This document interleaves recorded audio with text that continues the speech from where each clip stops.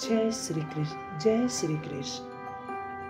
आज के इस वीडियो में हम आपको महाभारत के 13वां पर्व अनुशासन पर्व की कथा सुनाने वाला। इसके पहले वीडियो में हमने महाभारत के 12 पर्वों की कथा की चर्चा कर दिया था, जिसमें पहला पर्व था आदि पर्व, सभा पर्व, वन पर्व, विराट पर्व, उद्योग पर्व, भीष्म पर्व, द्रोण पर्व, कर्ण पर्व, शल्य पर्व, सौतिक पर्व, स्त्री पर्व और शांति पर्व की कथा हमने आपको सुना दिया था। अब हम अनुशासन पर्व की कथा सुनेंगे, जिसमें भीष्म पितामह का उपदेश, भीष्म पितामह का देह मुक्ति और श्री कृष्ण के द्वारा द्वारका लौट लेने की कथा की चर्चा करेंगे।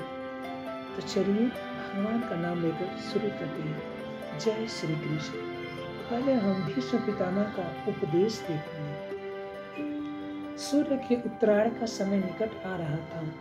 युधिष्ठिर श्री कृष्ण और भाइयों सहित कुरुक्षेत्र पहुंचे। भीष्म पितामह सभी को देखकर अत्यंत प्रसन्न हुए। सभी ने उनके चरण स्पर्श किए और आशीर्वाद प्राप्त किया। युधिष्ठिर ने पितामह से कहा, सभी मुझे राज्य कार्य संभालने के लिए कह रहे हैं।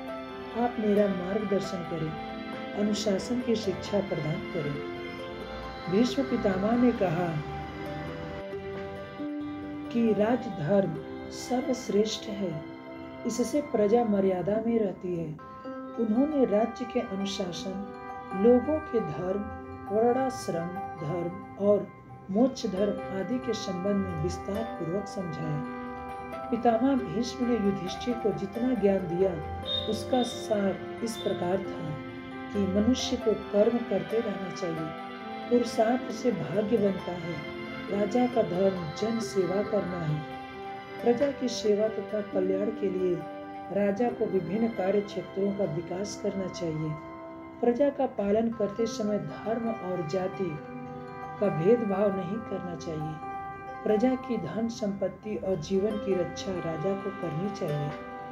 भीष्म पितामह से उपदेश सुनकर उनका पालन करने का व्रत लेकर युधिष्ठिर हस्तिनापुर लौट गए। अब भीष्म पितामह की देह मुक्ति। सूर्य उत्तरायण का समय आ गया। पांडव, धृतराष्ट्र, श्री कृष्ण, विदुर, गंधारी, कुंती आदि कुरुक्षेत्र पहुंच गए। भीष्म पितामह 58 दिन तक सजसैया पर पड़े सूर्य के उत्तरायण होने की प्रतीक्षा कर रहे थे। माघ माह का शुक्ल पक्ष आ गया था। सगे संबंधियों को सामने देखकर उन्हें सुगंध लगा। उन्होंने धृतराष्ट्र को समझाया कि युधिष्ठिर सदा उनकी आज्ञा का पालन करेंगे।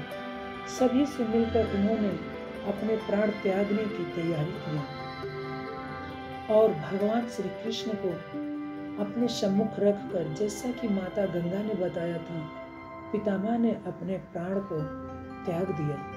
नदी तट पर बनी चिता में उनका सम्मान पूर्वक तथा विधिवत दाह संस्कार कर दिया गया। अब श्री कृष्ण का द्वारका लौटने की तैयारी। पांडवों ने हस्तिनापुर में भली भांति राज्य कार्य संभाल लिया, तो श्री कृष्ण ने द्वारका लौटने की इच्छा प्रकट की। युधिष्ठिर ने पांडवों की विजय का श्रेय उन्हें दिया। उन्होंने श्री कृष्ण से अश्वमेध यज्ञ में आने का अनुरोध किया। श्री कृष्ण बहन सुभद्रा सहित द्वारका पहुंचे। उन्होंने पिता वसुदेव को कौरव पांडव युद्ध का विस्तृत हाल बताया।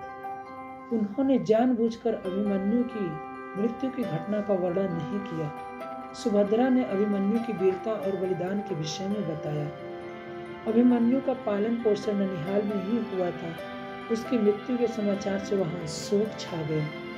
और इसी के साथ महाभारत के संक्षिप्त कथा का 13वां पर्व अनुशासन पर्व समाप्त होता है। इसके अगले वीडियो में हम महाभारत के 14वां पर्व अश्वमेध पर्व की चर्चा करेंगे।